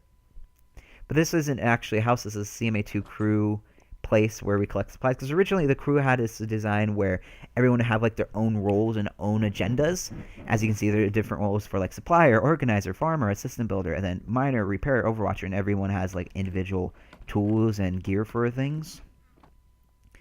But I decided to not do this because everyone just wanted to be the same role and the other roles were just neglected. So this is why I decided against it. But I really love this building. This building was built by Shane D. Ninja. Haven't talked to him in probably a year, but I really like the way he designed this with the details on the acacia logs as well as the combination with the acacia planks. And the dark oak is a nice touch and kind of complements it all very, very well. Yep, OG Newport's house. Hasn't built the floor just yet, I don't think. Or maybe he prefers walking in the grass. The grass feels fluffy on his toes. Who knows? Maybe he's all about that life. This house isn't my favorite. No offense to Super Double Cross because he finished it and to the person that originated this build. But I will say it's definitely up there for being one of a kind because this is actually shaped to be like a chair. And I don't know why he designed it like this, but yeah, it kind of looks like a chair like you would sit up on there, but it's also a livable house. So I'll just go inside real quick because, again, it's very unique. It's one of a kind. So we can go up here, and then you have all this. And then you can come up here, and then you have this up here. I don't know. It just catches your eye. It's different. And let's see. This was started by someone, but Super 12 Cross finished it. And I'm not going to show this because of the name, but I just kind of like it. I just really love the exterior, and the interior is pretty interesting as well. It's quite the adventure going inside. Because it looks ginormous, but what's funny is once you get inside, it's actually kind of small. I don't know how to feel about it. Go up here and have some more areas. Nothing much to see here. You have like an attic type of thing, and you can even fall back down to the second layer here. Let's just break through the window just to save time. Okay, don't recommend doing that again. What else? I know there's some houses over here. Turn Ender Pearl, make it a bit faster. Oh, I should mention this. This area was a giant, tall jungle tree that would go literally to the giant sky. Hey, look, there's Rainbow Dash's head again. But I decided to chop down the tree simply because it was too much of a distraction. People were dying on it all the time and just were so amazed by that tree that I decided to remove it. Lil Maximus Prime was the original creator of the tree, but he was okay with it. He was cool with it, so thank you. Ash's home, do not enter. That means newsboys. I mean, not trying to be cocky or anything, but I'm the host of this world. I feel like I have priority to enter whatever I want. And again, I know it sounds cocky and like I can do what I want. That's not my point. But I'm sorry. Like if I own this world, this house literally would not have existed without me because I'm the owner of this world. So I feel like I have the right to explore. And I'm doing it for the tour. I'm not just being rude. I'm doing this to show off his amazing build. I love what he did with the carpet. Just the blue combination of the cyan, light blue, and then the blue. Very nice touch. He's a very big fan of KFC, as you can see, the magical KFC. Don't know why, but he is. Let's sleep in one of the bunks. It's going to be daytime. Whoa, I'm bugged out. Help! Help me! Where's my axe? I can't move. Hello? Can I? There we go, jeez. I don't know what caused that. I guess because I'm underneath another bed, probably. Okay, over here we have Schlegel My Bagel's house. I like his house because I just like the slanted roof. It's just, again, very personalized. He has the Mojang symbol flags. Welcome Colton's in-house. That's welcome to Colton's house in German because he actually speaks German. But he has a nice, comforting, warm type of feeling, type of carpet. And his name is Colton, as I stated, so he made a pun with coal. He kind of put Colton all over the place. Pretty funny. This is the map. This is kind of a close-up in an item frame. If you look right there at that like little brown house, right down there, that's where we're at. We're currently in his house. Over here is his bathroom, in case you ever some privacy or anything like that. Out here he has his horse, and he has some hay here. Hey, how's it going? And down in the basement, he has like a wine cellar type of thing, or like a bar, I would assume that's what it is. And he also has a table for people to eat. He's very into art, as you can see. You can see art all throughout his house. Let's go to the second story. This is where he keeps one of his beds. Again, more art, pretty decent view. But if you go to the third level, the corner piece level, I guess I'll call it, you get a nice balcony and you can look all around. Imagine waking up to this view. That sounds majestic. And I think there's another balcony here. Yep, there is. And this is probably another balcony. Yep, it is. But I want to show something on the first layer that I skipped. He also is pretty interesting with his signs. His signs, as I stated, people use armrests. Some people use signs as armrests, and sometimes I get a little trolly and change the armrest to actually say something. I didn't put this here. Should I go my bagel? Actually, put this here. It says, "Life is too short to have matching socks." Pretty good quote. And another quote. This is something I say. I didn't come up with this quote. I heard it from somewhere else, but I say it quite a lot because a lot of strangers or a lot of new players join this world. And the quote that I say, but again, that I did not come up with, is, "A stranger is just a friend you haven't met yet." And that's why it says Spencer Strott. He couldn't fit my entire name, but you get the idea. And over here, I love Lifestealer 58. I totally did not put that there. 100% did not put that there. I swear. No, I did put that there, in all honesty. So this house was a weird one. It started out with just like one iron block, and it with an odd shape too. It was 2 iron blocks probably. And I didn't really know what this person was going for, but I didn't want this house to be incomplete, so I actually completed it. So most of the design is by me. The whole concept of the iron and glass was kind of the other person's. But as you can see here, we have a hot tubs here and right near the entrance. You can loop around here to another pathway to the backside. We have a little bit of farm here, but the interior design, this is probably the most modern building in this world. And I just wanted it because I felt like it was supposed to be modern. But we have a nice little waterfall with some leaves and wood here. 2 paintings here. And we have some crafting tables and furnaces and a chest for storage. And we have some plants here, potted plants. And you can go up these steps and actually walk on top of the plants. And you have some bookshelves in case you want to be smarter. We have a bed. We have some more storage over here, furnaces and crafting tables. And again, here's the waterfall feature. I just really enjoy this building because it's very bright. It's very happy feeling. It feels very modern. I'm pretty proud of it, as I am with all my builds, as I've said hundreds of times. And though, as I said, I'm not proud of the Spleef. The Spleef is ugly, and the joust is a little too boring in my opinion, to be perfectly honest. To play, at least. And this is another house that I finished. And the reason why I'm showing my house is because, honestly, the houses that I felt like I finished were unique. So this one was, I would 100% say it was from scratch. Okay, 90%. Because it was literally mined out to here, and it was just stone. That's it. It was just stone mined out. And I said, this needs to be something built underground. So I wanted a really medieval-ish kind of building here. And no one really builds too much with acacia. And I don't really like acacia, so I challenged myself to build it out of this logs, or out of this wood. And I used white wool because I thought it complemented everything well. Oh, didn't mean to do that. There we go. But I wanted to challenge myself doing blocks I don't like, which is why we have stone bricks. I just feel like the colors really complement each other well. I like how the roof matches the floor. Again, my build. Sound very cocky, I'm aware. You can walk out back here. Here is, I want to say this is Harvey Turtle 2's house. Oh, I actually remember that. So yeah, he hasn't done much interior-wise, but it looks pretty nice. And I need to show off this house regardless of what's going on. Even if it wasn't named, I need to show this house. But this is Ajay 08. I usually just call him AJ because it's just easier and he prefers that. But he's very generous with what he shares. He just basically says, hey, anyone can live in here and feel free to take some stuff. You know, he's very nice. He is one of the very few homes where it's not just meant for one person, but for everyone. And he's very colorful with his floor patterns. I admire that. Yeah, you can get... Oh, didn't mean to fall. Bounced on the bed, actually. Let's go here. But, yeah, you get a nice view all around. Let's take our ender pearls and go to that platform. Oh, and the pathway. I love the pathway. Here's the thing. Visually, I love it. But the problem with pathways is it makes things feel forced. I like the fact that everything feels random and everything is sprawled out all over the map.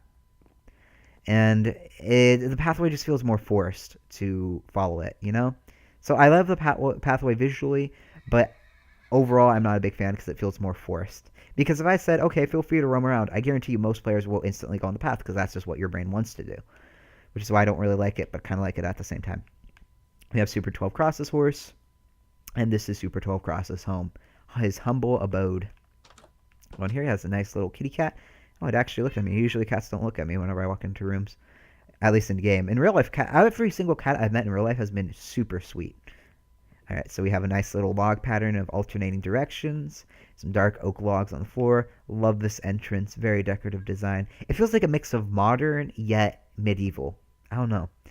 And this isn't obviously finished, but there's discussion that maybe this railway system will go underneath every single person's home and will lead to the center of the map. And for those of you that do not remember, the center of the map is where all the railways lead. So it could be something in the future. I'm not going to build that because I don't think it's necessary, but Super 12 Cross, I think, had it in his mind. Who knows if he'll do it or not, but maybe in the next tour, if I ever do another tour of this world, it will be there. You can, where's the ladder? Here it is. You can climb this ladder. Oops. Right here, get a nice view of the second story, and over there he has his beds, but you need to climb on a different ladder to get on his beds. And there you go, some more storage and stuff. Let's break this just to save some time. And down here you have his lair, aka his potion brewing area and his storage. He likes to keep things organized, so as you can tell by the signs. His brewing station, he has ones for negative potions and positive potions. He's very potion focused. He has a devotion for potion, I guess you could say. Enchantment table, ender chest, which is kind of rare because I don't like people making ender chests. Some saddles. I didn't even realize he had these here. Yeah, pretty overall well designed. Wait, why is there? Was that a mistake? Hang on. Oh, he has it on the outline. Okay, I never just realized the acacia there. Acacia logs. That was a nice touch. Alright, let me take a look on the map. I think that's covered every house that's named and every house that I thought was interesting. Let me see. Or, like, worth explaining. As I stated, if I were going inside every single house and show every house, then, this video would be probably another hour. I guess that's it. Wow. Yeah, so I don't know. This may be edited down, but right now it says I've been recording for an hour and 40 minutes. So I guess an hour 40 minutes is what you can get with 120 episodes, a lot of behind the scenes playing, and oh, the Nether! I completely forgot about the Nether. There's something more to explore.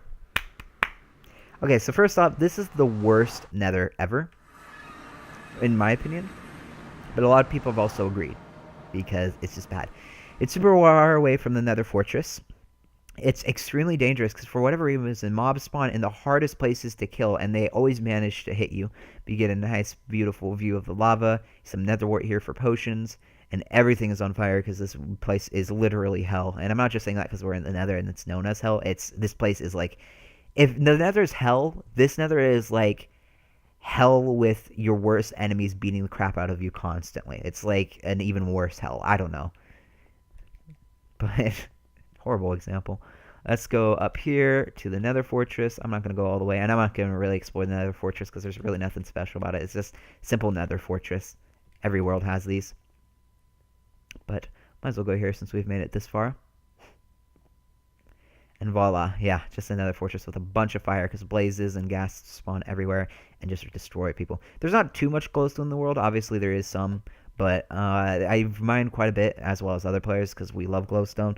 A lot of glowstone was used for the rainbow dash, actually, as blocks to be lit up. It's pretty lit, fam, as I like to say. I need to stop. I need to just stop commentating. I just love puns so much. I live for puns, especially the pun-intentional ones. Okay, is that everything? I feel like that's pretty much covered everything. I guess let's just walk outside and take one good... Oh, yep, I remember now. I'm glad I'm thinking about this, because I was about to wrap it up, but there's one other thing, and this has to be the last thing. This has to be.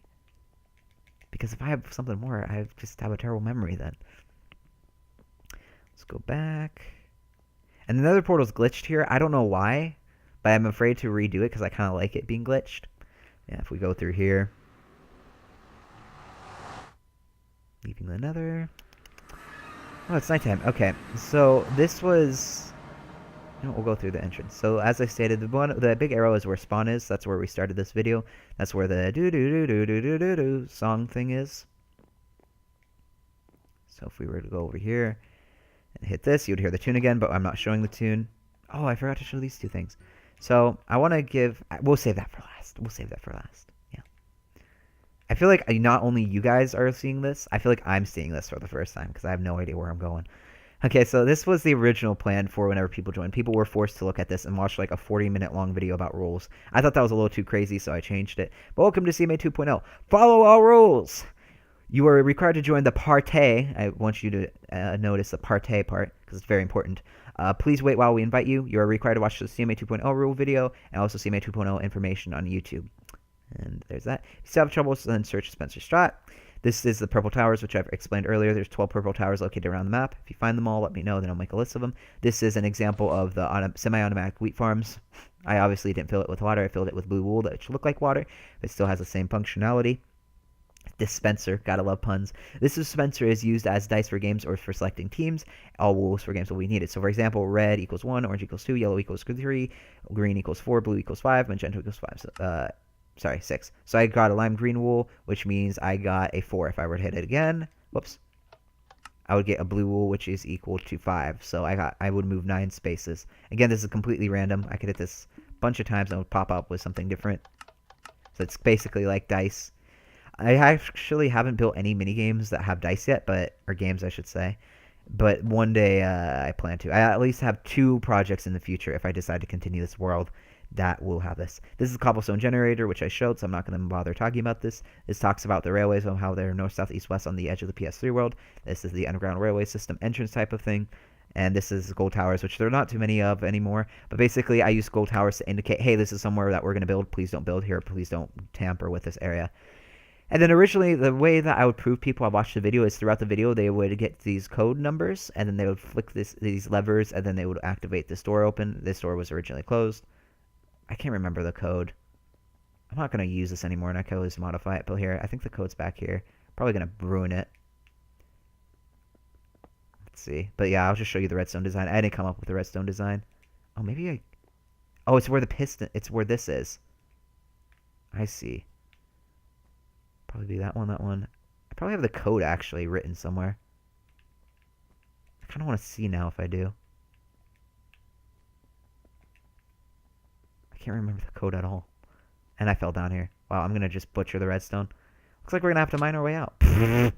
Well, that's going to wrap up this tour, this video. I'm going to turn off my HUD now. Thank you all so much for watching. I really appreciate it. If you've been part of the series and watched all the episodes or even just a few of them, thank you so much because you basically were part of the design. This is why it's called like a community Minecraft adventure. This is what c.m.a. stands for, Community Minecraft Adventure 2.0. And if you have been part of the series, then thank you so much. That's crazy. If you guys weren't watching, then I may just be doing this world but not recording anything. So huge shout out to all of you. And let's give a shout out to the crew members. And if this is your brand new video to you, if this is brand new, everything to this is brand new to you, then welcome to the series. Welcome to my world. Welcome to my mine. Welcome to my mine. We are mining diamonds. Oh, I forgot to show this house as well. This is Danny Hamster's home. Pretty small house. Pretty efficient, but has everything, all of his wants and needs. Very cool house. 2 other things I meant to show, and then we're going to finally wrap it up, and I know we're going to be done. This is an award system that I never used, but we had different rewards for something. So, for example, if you were the person to invite the most players, you have your name on the sign. If you were the person to build the most or help contribute, you would have your name on this sign. If you were everyone's favorite friend, then you would go on this sign. If you always won games, you would have this sign. Again, I scrapped that idea because it was really hard to keep track of and kind of annoying.